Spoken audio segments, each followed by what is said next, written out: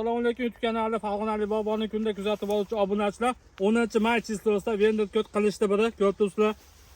O'ta qiziq zo'r bo'lib yetildi. Ikkinchi terimi, birinchi terim 30-40 ming so'mdan sotilgan, hozir 20 ming so'm pol narxi. Bozorda ertagi joylarga yeksa, ayniqsa buni erta kunda chiqadi. Prisiya vendor kod qilishdi biri. Mana shu o'liklarni ekishni tavsiya qilaman. Mana video holati rasa bozorga O'zbekistonga zo'r moslashdi. Xudo xolasa mana shu o'rik sinovdan o'tdi. Qo'rqmasdan ko'rasizlar, boqilaverasizlar.